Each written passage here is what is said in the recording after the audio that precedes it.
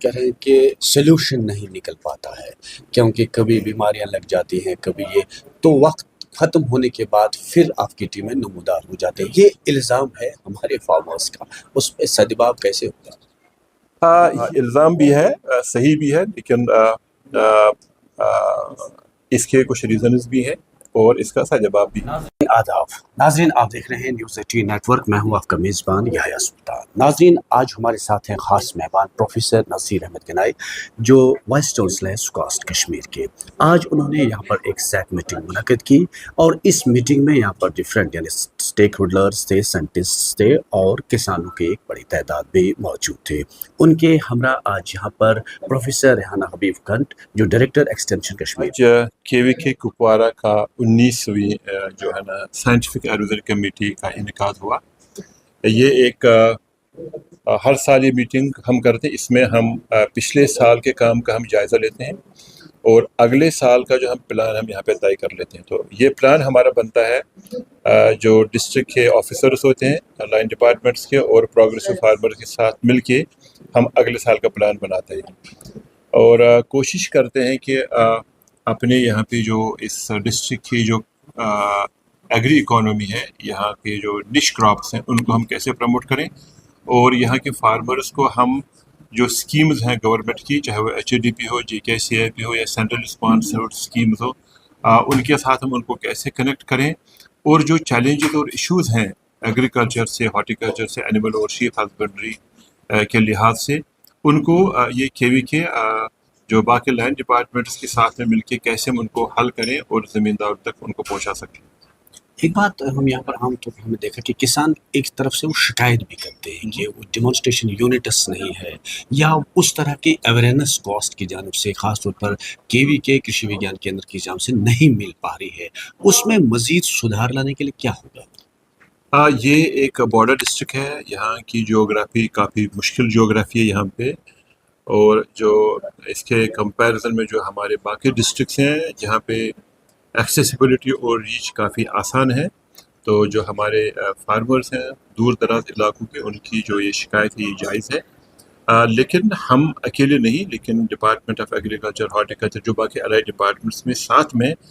جو awareness programmes ان کے ساتھ کر رہے ہیں، اور ہمیں امید ہے کہ جو پروگرامز اسکیمز ہیں یہاں پہ HADP، GKCIP، اور اس کے علاوہ میں جو ہم سوشل میڈیا کا بھی آپ استعمال کر رہے ہیں اپنے فارمر تک پہنچنے کے لیے۔ جو فارمر ایک بہت دور دراز علاقے میں ہے، برف گری، راستہ بند ہو گیا، اس تک ہم نہیں پہنچ سکتے ہیں، تو اس کے لیے ہم نے واٹس ایپ گروپس یا جو سوشل میڈیا چینلز کا یوز کر رہے ہیں، اور آنے والے وقت میں ہم ان کو ہم کہیں گے کہ ڈیسیجن سپورٹ سسٹم میں ہم اپنے فارمرز کو گھر بیٹھ کے زیادہ تر اپنے مسئلوں کا حل دیکھ سکتا ہے اس سسٹم میں، اس پر بھی یونیورسٹی کام کر رہی ہے۔ وقت پہ وہ کہہ رہے ہیں کہ سلوشن نہیں نکل پاتا ہے، کیونکہ کبھی بیماریاں لگ جاتی ہیں، کبھی یہ تو وقت ختم ہونے کے بعد پھر آپ کی ٹیمیں نمودار ہو جاتے ہیں۔ یہ الزام ہے ہمارے فارمرز کا، اس پہ سدباب کیسے ہوگا؟ یہ الزام بھی ہے، صحیح بھی ہے، لیکن اس کے کچھ ریزنز بھی ہیں اور اس کا صحیح جواب بھی ہے۔ میں نے کہا کہ یہاں کی ٹوپوگرافی اور جیوگرافی بڑی مشکل ہے، ہر جگہ ہم ہر فارمر تک نہیں پہنچ سکتے ہیں۔ ہم نے جو سوشل میڈیا چینلز کا یوز کیا ہے، ہر گروپ میں، جیسے اگر ہمارے یہاں پہ جو اپیریز ہیں، جو لوگ ہونی پروڈکشن کر، ان کا ایک الگ سے گروپ ہے، تو اگر اس گروپ میں کسی بھی فارمر کو کوئی بھی ایشو ہے، وہ اپنا مسئلہ اس گروپ پہ ڈال کے اپنا مسئلے کا حل لے سکتا ہے۔ ایک ایکسپرٹ یہاں پہ یونیورسٹی کی طرف سے ان کو مشورہ دے سکتا ہے، بہت دور علاقے کا وہ فارم۔ اسی طرح سے ویجیٹیبل کلٹیویشن کا ہو یا ہارٹیکلچر کا ہو، تو اس میں کوئی شک نہیں ہے، ٹیکنالوجی کی مادھیم سے ہم صحیح وقت پہ صحیح انفارمیشن دے سکتے ہیں۔ جو میں کہہ رہا تھا ابھی آپ سے ڈیسیجن سپورٹ سسٹم، اس کا مطلب یہ ہے کہ ہم ریئل ٹائم میں فارمرز کو انفارمیشن دے سکتے ہیں، تو اس میں یونیورسٹی کام کر رہی ہے اور آنے والے دنوں میں اس میں پیش رفت ہوگی۔ صاحب ایک اور بات میں آپ سے جاننے کی کوشش کریں گے کہ ایگریکلچر اور ہارٹیکلچر جو کشمیر کی ریڑھ کی ہڈی مانی جاتی ہے، تو سکاسٹ اپنی طرف سے کام کرتا ہے، تو آنے والے وقت میں کس طرح کی مزید انقلابی تبدیلیاں خاص طور پر سائنٹیفک کے حوالے سے کس طرح آ جائیں گی؟ میں آپ کی جانکاری کے لیے بتا دوں، یونیورسٹی نے گورنمنٹ کے ساتھ مل کے ایک بہت بڑے پروگرام